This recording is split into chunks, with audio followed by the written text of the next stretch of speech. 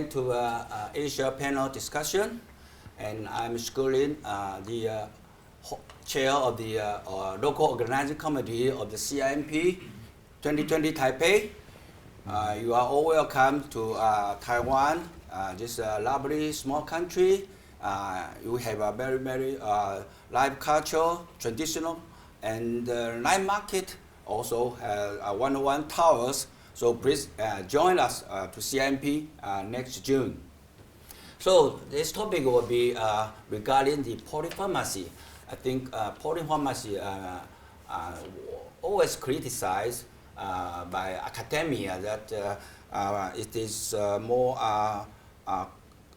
expensive, more no improvement efficacy, and with more side effects.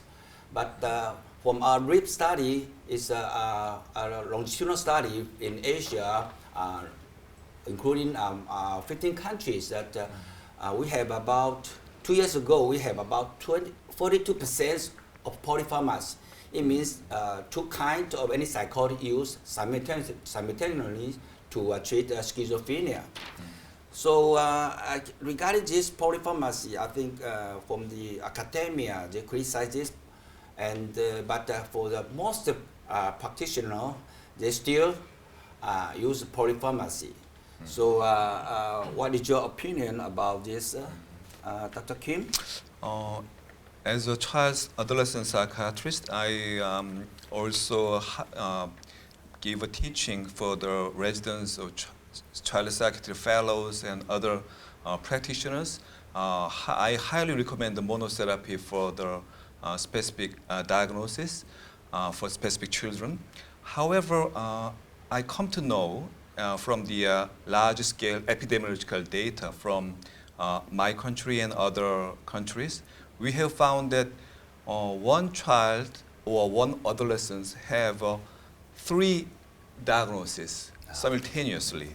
Okay. That is big issue in child psychiatry and adolescent psychiatry field. So polypharmacy is kind of very practical in reducing some various symptoms, including anxiety symptoms and ADHD symptoms and other disruptive behavior symptoms. Right.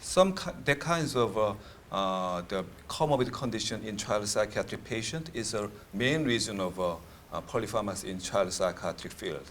Yeah. Yes.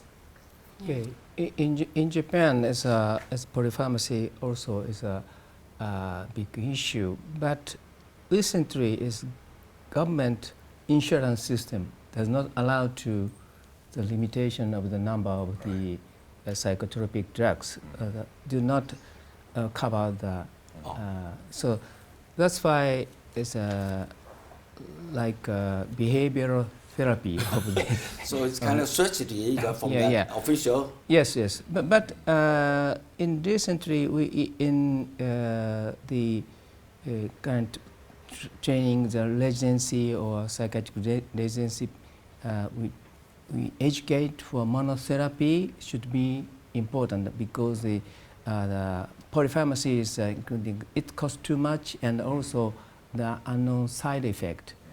So then nowadays is in Japan is polypharmacy is getting decreased, but still in the practice, practitioners in order to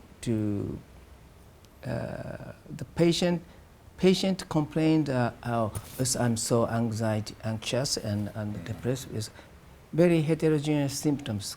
That's why the practitioner prescribes symptomatic treatment, right, and then getting more polypharmacy. It's but the cause of is simply is very heterogeneous. The heterogeneous is a pathophysiology. So then we should more neuroscience based for the classification, is a stratification to which type of the schizophrenia should be, this drug is recommended.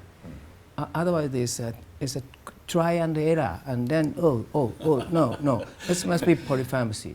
should be neuroscience-based diagnosis and also neuroscience-based treatment should be our responsibility to the CNP. Yeah. Right. So, Yeah, you have any comments? Yeah, the polypharmacy is a very important issue because it could cause the drug-drug interaction. For example, the drug metabolism has different phenotypes. It may be it has the poor metabolism or intermediate metabolism or extensive metabolism. Right. But if the drug combines with another drug, maybe another drug is an inhibitor of the drug enzyme, so that would cause the phenol conversion. So maybe, especially in China, most of our population is the intermediate metabolism. But if we combine with an inhibitor, then we can become a poor metabolism. This is very dangerous because it may cause the severe adverse drug reaction. So the polypharmacy is very, we should pay more attention on it. Right. Yes. Yes, as I know, there is a trend in the medical field that this prescribing. This is mostly applied in geriatric patients. For all patients, I think they have a lot of systemic disorders, and then get a lot of medicine from different disciplines, right? Yeah. So the prescribing is a trend.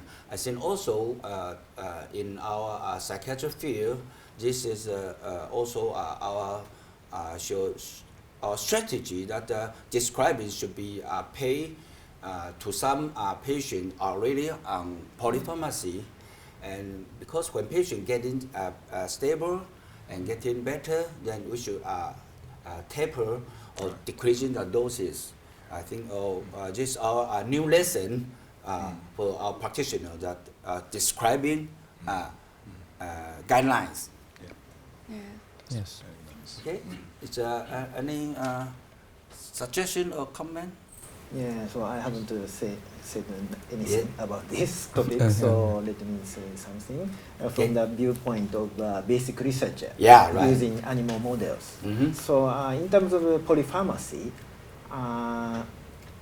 we don't do polypharmacy-related experiments on animal models. Right. That's a problem, right? So before drugs are coming out, usually animal models are used for checking the efficacy of the drug and also side effects or safety of the drugs. But those experiments on animal models are only conducted for just a single kind of drug, Right. not polypharmacy. Right. That's a really big issue. So side effects have not been assessed in animal models. That's a big issue. And another aspect is that we could test polypharmacy on animal models, not only for side effects, potential side effects, but also on potential beneficial effects of polypharmacy. Yeah, I don't have much experience with polypharmacy with animal models, but actually I have one case. Okay. Yeah, in our animal model, Uh-huh. which show very dramatic behavioral abnormalities, hyperlocomotor activity, and very severe preparatory inhibition deficit and social deficit. And those mice had inflammation phenotype in the brain. So we used anti-inflammation drug. But it didn't have much effect. So we actually added another different drug, which is actually a PD inhibitor, kind of PD inhibitor, Okay. Loriplan. Loriplan, In combination with anti-inflammation drug and anti-PD inhibitor, actually some of those very severe behavioral phenotype were reversed.